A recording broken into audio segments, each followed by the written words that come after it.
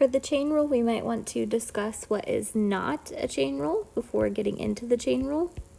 So what is not a chain rule would be something like just x to the fourth, or if it was an original function that was the fourth root of x, or 1 over x to the fourth.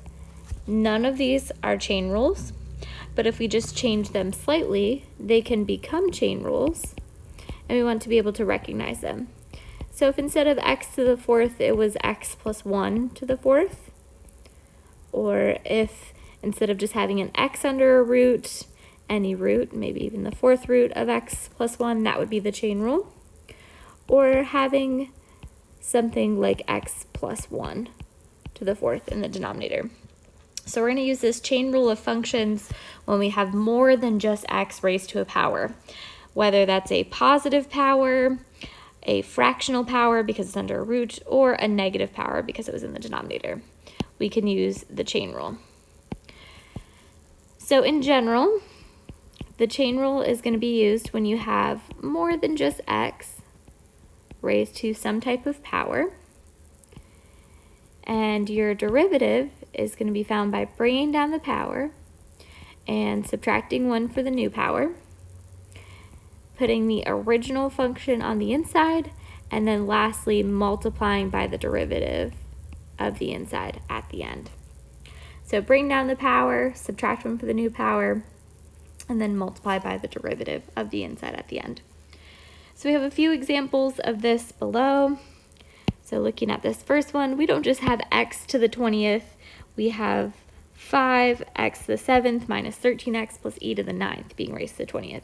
So definitely a chain rule. I'm going to start by bringing down the power, 20, and then raising it to a new power by subtracting 1, so it's going to be raised to the 19th now. It's the original that gets raised to that new power. So I'm going to copy down 5x to the 7th minus 13x plus e to the 9th. That's being raised to the 19th. And then lastly, we multiply by the derivative of the inside. So the derivative of 5x to the 7th is going to be 35x to the 6th. Derivative of negative 13x is negative 13. And derivative of e to the 9th is 0 because that's a constant. So we brought down the power, subtracted 1 for the new power, put the original on the inside, and multiplied by the derivative of the inside at the end. We're going to do that same exact thing with the next one. This is all raised to a fractional power because it's under a root, so I'm going to start by just rewriting the original function. E to the x minus 4 to the x plus 5x minus 4, all raised to the 1/2. 1, because the power is 1, there's no big power of like 7 right here or anything, it's all just to the first power. And then the square root means the second root, so 1/2. So now my derivative, f prime of x, I'm going to start by bringing down the power. I have 1/2. I'm going to raise it all to a new power by subtracting 1. So 1/2 minus 1 is going to be a negative 1/2. I get to just copy the original inside, e to the x minus 4 to the x plus 5x minus 4. And lastly, we multiply by the derivative of the inside. Derivative of e to the x is e to the x minus the derivative of 4 to the x is ln of 4 times 4 to the x. Derivative of 5x is 5, and derivative of negative 4 is 0.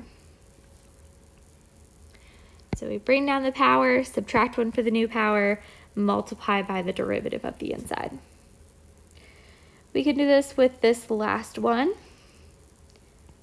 We'll rewrite it again because it's under a root. Just like if it was in the denominator, we would write it as a negative exponent. Like this one here, we would write it as x to the negative 4, or x plus 1 rather, to the negative 4, and then we'd use the chain rule there. But these ones, we have a couple examples with roots, so it looks more like that second case than the third one. So we're going to have ln of x minus 10 to the x plus 10x. It's all raised to the power 1 because there's no big power written, and then it's under a third root. So all we did there was the algebra, we rewrote it. Now we're ready to take the derivative, which means we're going to bring down the power. So we have 1/3 We're going to rewrite the original, but we want to remember to raise it to a new power. So 1/3 minus 1 is going to give us negative 2/3. The original goes on the inside. Ln of x minus 10 to the x plus 10x. And then we're going to multiply by the derivative of the inside at the end. The derivative of the natural log of x is 1 over x, minus the derivative of 10 to the x is ln of 10 times 10 to the x, and the derivative of 10x is 10.